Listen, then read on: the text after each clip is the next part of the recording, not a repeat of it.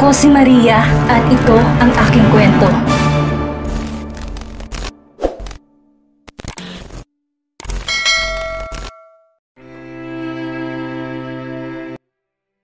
Tulala si Demi habang nakapili siya sa pantry.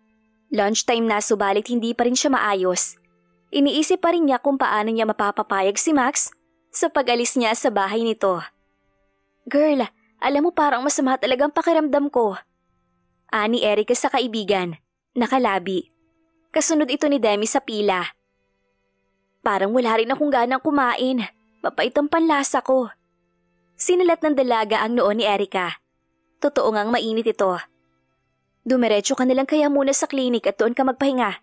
I-chat mo ko agad kung ano sasabihin nila. Marahang tumango si Erica. Mabuti pa nga.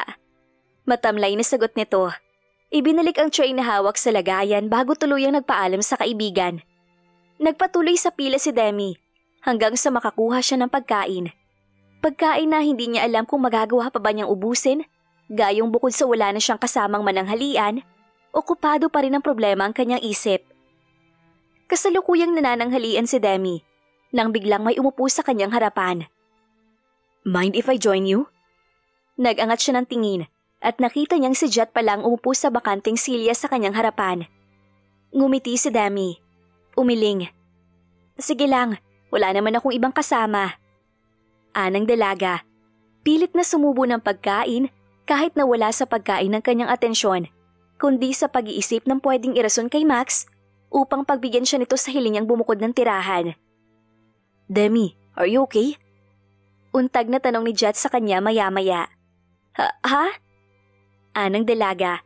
Tumuwid ng upo at mabilis na hinamig ang sarili. May sinasabi ka ba? Ngumiti ang binata. Lumabas ang 2 dimples nito sa magkabilang pisngi. Wala. Napansin ko lang kasi natahimik ka. Tapos nilalaro mo pang pagkain mo. Bahagyang natawa si Demi. Tiningnan ang pagkain niyang naghalo-halo na nga sa kanyang plato. Hindi, wala lang to. May naisip lang ako. Work-related siguro no? Biro nito. Hindi naman. May iba pa rin naman akong iniisip, hindi lang puro trabaho. Anang dalaga. Lalong lumawak ang ngiti ni Jet. Joke lang yun ha, huwag kang ma-offend. Hindi ko sinasabing workaholic ka. I mean, you are, but in a good way. Balita ko na maganda raw ang feedback sa marketing plan na ginawa mo para dun sa Subic project. Congrats. Hindi na ako magtataka if one of these days baka ma-promote ka na bilang assistant head ng department. Ngumiti si Demi. Sobra ka naman, pero alam mo parang gusto ko rin yun. Bumungis-ngis na ang dalaga. But kidding aside, kung mabibigyan ako ng opportunity, hindi ko rin tatanggihan. Pero kung hindi naman, okay lang sa akin. Promotion means more responsibilities and workload. At sa sitwasyon ko ngayon, mas gusto ko maghinay-hinay muna. Besides, masaya ako sa trabaho ko ngayon. Malayo ang isip ko sa promotion. Well said. Hindi pa siguro sa ngayon. But in time, your hard work will pay off. Ani Jet. Oh shoot, I forgot to buy a drink. Ikaw Demi, anong gusto mong inumin? Wala ka rin kasing kinuha. Kumurap ang dalaga. Sumulyap sa gilid ng kanyang plato. Hindi nga siya nakakuha ng maiinom.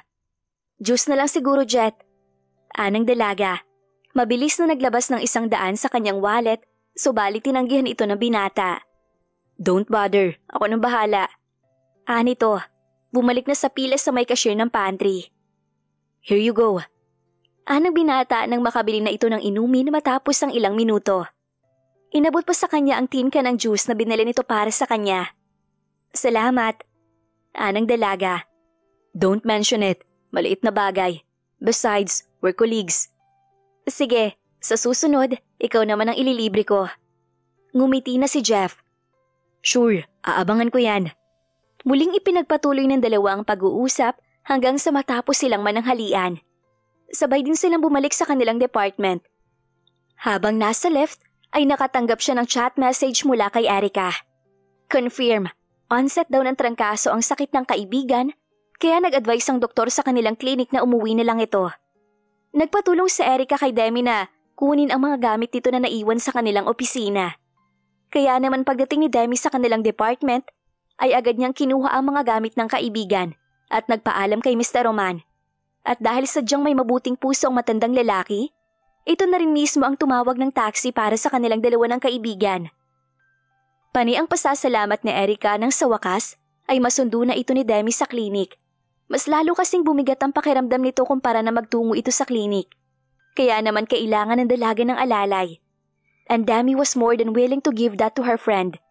Bayad man lang sa kabutihang loob sa kanya ng kaibigan sa mga nakalipas na taon. Ilang sandali pa, nasa daan na sila patungo sa apartment ni Erica. Ayos ka na?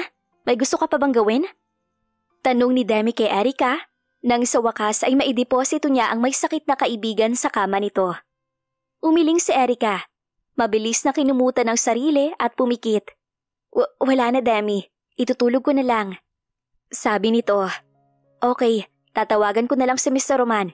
Sasabihin kong bantayan na lang muna kita at hindi na ako babalik sa opisina. Ani Demi. Subalit hindi na sumagot pa si Erica. Natulog na ito. Tumawag sa opisina si Demi paglabas niya sa silid ng kaibigan. Mabuti at pumayag si Mr. Roman sa hiling niya. Kahit na naka-leave din siya bukas dahil may check-up siya. At dahil walang magawa, nagluto na lang si Demi ng putahing may sabaw na pwedeng higupin ni Erica mamaya sa pagising nito. Subalit hindi pa man kumukulo ang kanyang niluluto ay may kumatok na sa pinto ng apartment. Nang tingnan niya, napasingha pa siya nang makita ang bulto ni Max doon. Salubong ang kilay nito at maigting ang mga panga. Why are you here? Sinong kasama mo dito? Nito sa mabigat na tinig. Lumabas na ng apartment si Demi. Isinara ang pinto. Natatakot siyang baka magising si Erica. Hindi ba dapat ako magtanong sa iyo niyan, Max? What are you doing here? Ilang beses na kitang tinawagan, but you blocked me off of your phone. Nagtanong si Ella sa mga kasama mo. Ang sabi nila nag-half day ka raw. I had your phone trace because as your husband, I need to know your whereabouts. Napabuga na ng hininga si Demi. Napapagod na siyang makipagtalo kay Max. Kay Erica ang bahay na to. Dito ako tumutuloy sa nakalipas na ilang araw. May sakit siya ngayon at hindi ko siya maiwan. Kaya hindi rin ako maaaring sumama sa iyo ngayon. Kailangan ako ng kaibigan ko. Tumuwid ng tayo si Max. Sandaling nag-isip. Alright, just today. Stay here another day and then no more. Babalik ka sa bahay ko sa ayaw at sa gusto mo. Nito bago tumalikod at naglakad palayo. Sa di kalayuan, nagmamasid si Jet. Nakarating siya roon ng lihim niyang sinundan si Max nang umalis ito sa GDC. Ipinasok siya ng kanyang kakilala sa GDC with one sole purpose, magmanman. Ilang sandali pa, inilabas nito ang cellphone sa bulsa at may tinawagan. Hello, Sir Thomas. I think kilala ko ng asawa ni Max. You are in good shape, Demi. Your wound has healed perfectly well. Ituloy mo lang yung vitamins na nireseta ko sa'yo para makatulong din sa immune system mo. Ani Christoph matapos suriin si Demi sa huling check-up nito. Maraming salamat, Doc. Nahihiyang sabi ni Demi. Hindi alam kung paano iaabot ang professional fee nito para sa kanyang check-up. Si Max ang madalas na gumagawa nun o kaya si Ella. Subalit ngayon na hindi sila maayos ni Max, napagpasyahan ng dalaga na magkusa na. Doc, yung professional fee po ninyo magkano? Agad na nagsalubong ang mga kilay ni Christoph kapag kuwan ay biglang natawa. Hindi ako naniningil ng PF sa mga kaibigan ko, Demi. Pero si Max naman ang kaibigan mo, Doc. Hindi ako. Nagkibit balikat ang doktor. I can see the difference, Demi. Asawa ka ni Max. An extension, kaibigan na rin kita. Pero sige, if this is making you uncomfortable, do me a favor in the future. A favor? Anong favor, Doc? Hindi ko pa alam. Pag-iisipan ko. Sagot ng binata. Ngumiti bago tumayo. Sabay na tayong lumabas ng ospital. Off ko ngayon. Talagang pumasok lang ako para sa check-up mo. Tara, hatid na kita sa GDC. Alok ng binata, subalit mabilis na umiling si Demi. Nakalive ako, Doc. Christoph. Just call me Christoph, Demi. Anang binata. Nakalive ako, Christoph. Alanganing umpisa ng dalaga. May gusto sana kasi akong puntahan kaya buong araw na ang kinuha kong leave. Dugtong pa ng dalaga. San ka pupunta? Hatid na kita. Muling alok ng binata. Sa Divine Grace Sanctuary sana. Nandun kasi ang tiyahin at pinsan ko. Gusto ko sana silang bisitahin. Matagal ko na silang hindi nakikita. Anang dalaga, umiwas ng tingin. Kung hindi pa niya tinanong kay Ella ang impormasyong iyon noong wala si Max, ay hindi pa niya siguro malalaman kung nasaan ang mga kamag-anak niya. Nangako si Max na bibisitahin nila ang kanyang tiyahin at pinsan kapag gumaling na siya. Subalit, nakalimutan na ata nito ang pangakong yon. O mas tamang sabihin na kusa na nitong nilimot ang pangako nito, gaya na rin ng mga iba pang sinabi nito nang utusan siya nitong layuan nito. Marami sanang gustong isumbong si Demi sa doktor tungkol sa kaibigan nito. Kaya lang nagpigil siya. Dahil pagbali-balik na rin man ang mundo, magkaibigan pa rin ang mga ito. I know that place. That's just an hour and a half drive from the city. Tara, sasamahan kita. Masiglang pahayag ni Christoph maya-maya. Napanganga si Demi. Kumurap-kurap. Parang nakakahiya naman, Christoph. Off mo ngayon, pero sasamahan mo ko. Christoph chuckled. I have nothing to do anyway. Trust me, mas gugustuhin kong gugulin sa labas ng bahay ang off ko kaysa mabor sa kondo ko na mag-isa. Kaya huwag ka na mag-alala. Hindi abala ang pagsama ko sa'yo. Ngumiti na si Demi. Nang lumabas si Christoph ng klinik nito, sumunod din siya. Chang! Savvy! Maluhaluhang sambit ni Demi nang sa wakas ay makita ang kanyang mga kaanak. Pababa ang mga ito sa rampa ng facility at patungo sa visitors area, kung saan naroon ang dalaga at naghihintay. Isang staff ng facility ang nagtutulak sa wheelchair ni Esang, habang si Savvy naman ay nakasunod sa mga ito. Nang ilang metro na lang ang layo ng mga ito, tumayo na si Demi sa bench kung saan siya naghihintay at sinalubong ang mga ito ng yakap. Una niyang niyakap si Savvy na agad humagulhol.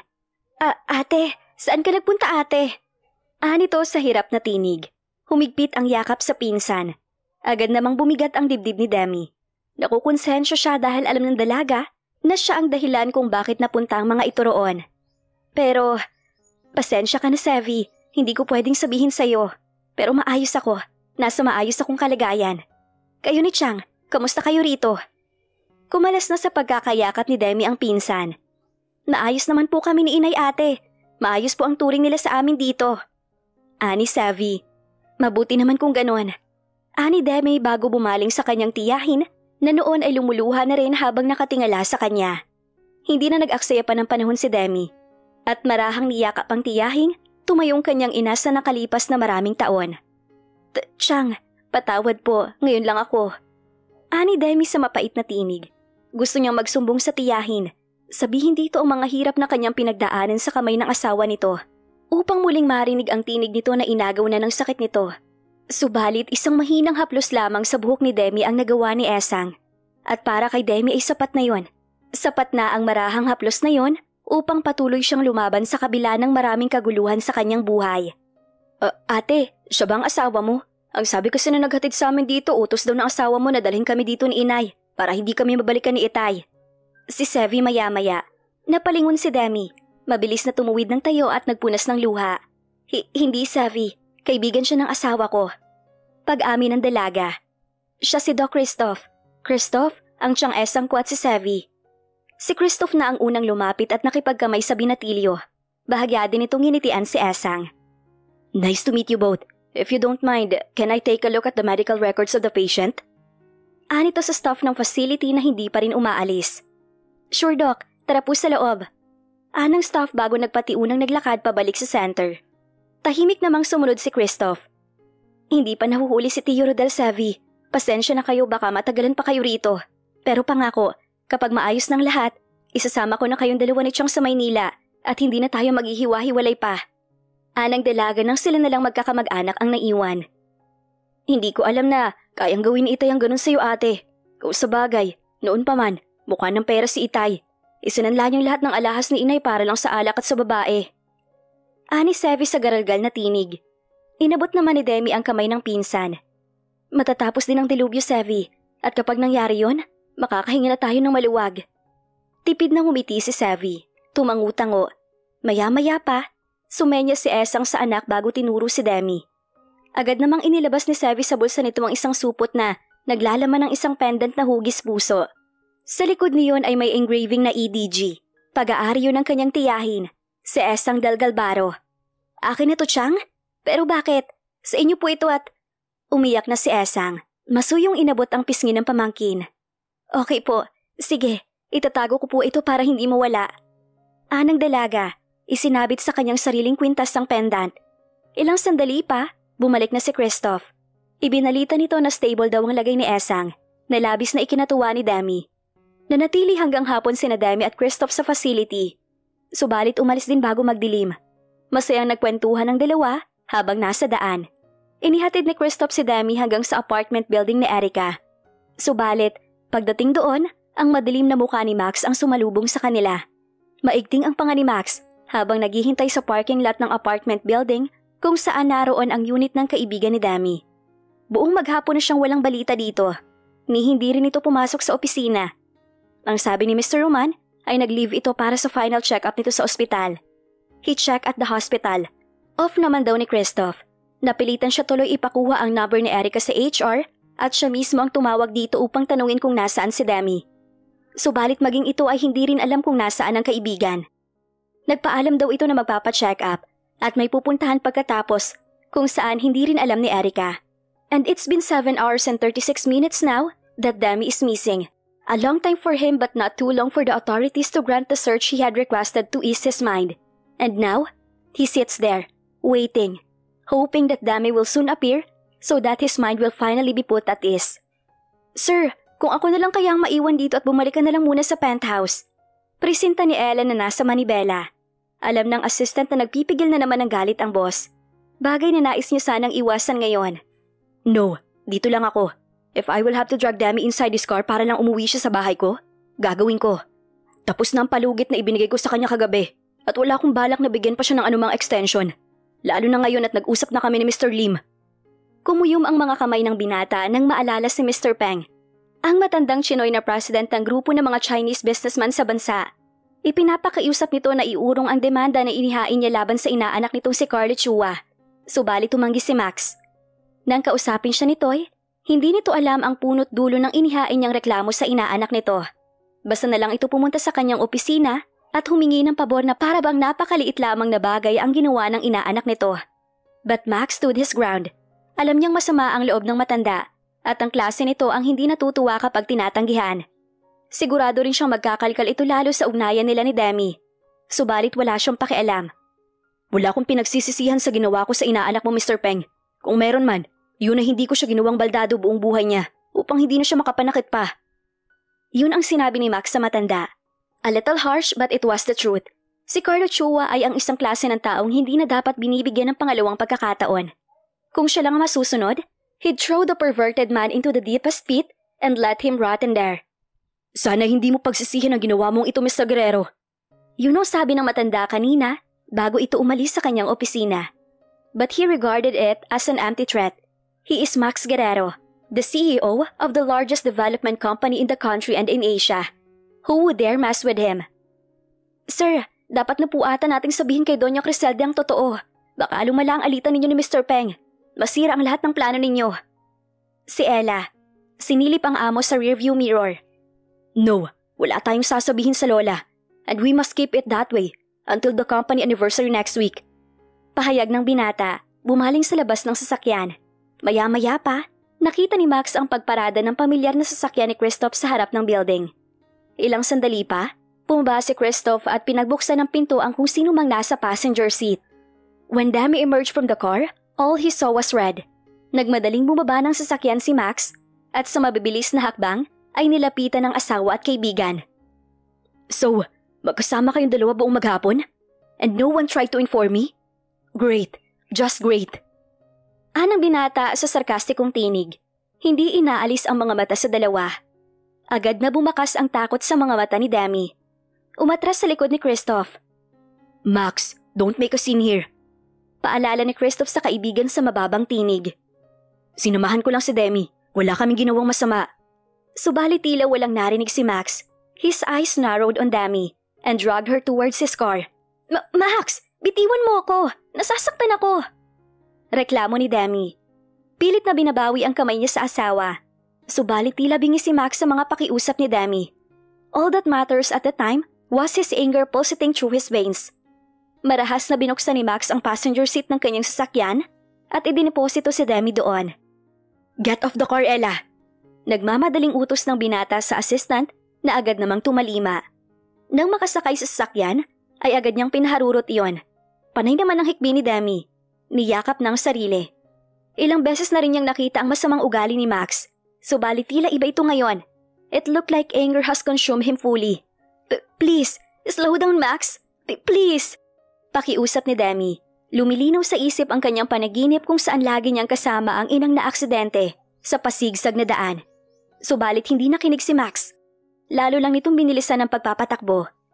Wala nang nagawa pa si Demi kundi ang pumikit na lang at tahimik na humikbi. Hindi naglaon, narating nila ang bahay ni Max.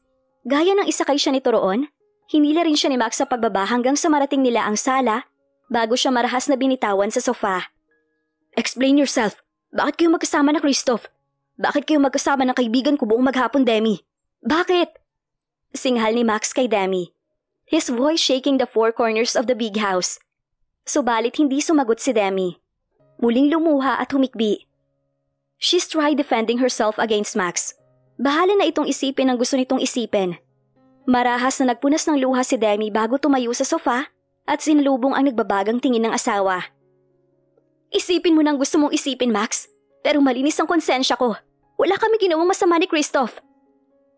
Max coughed. Christoph? So it's first name basis now, ha? Nagbuga ng inis na hininga si Demi. Ano bang gusto mong palabasin, Max? Ginawa ko ng gusto mo. Inilalayo ko ng sarili ko sa'yo. Pero ikaw? Ikaw ang laging nakikialam sa buhay ko. Tapos ngayon, ako pa rin ang may kasalanan sa'yo? God, Max! Hindi na kita maintindihan! Lalong kumuyom ang kamay ni Max sa sinabi ng asawa. Nagpigil ng emosyon dahil tama ito. Siya? Siya ang may kasalanan kung bakit nagkakaganon sila. Umiling si Demi. Akmang tatalikod nang hagipin ni Max ang isang braso nito at hinila ito palapit sa dibdib niya.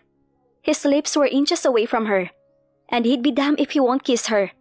Subalit bago pa man niya muling maangkin ang labi ni Demi, isang malakas na sampalang iginawad nito sa kanya. I am no whore, you good for nothing asshole!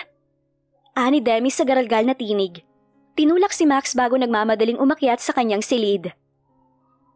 Bakit kaya gano'n na lang ang galit ni Max nang malamang lalaki at kaibigan pa niya ang kasama ni Demi? May selos bang nararamdaman si Max? Yan ang ating aalamin sa susunod nating kabanata.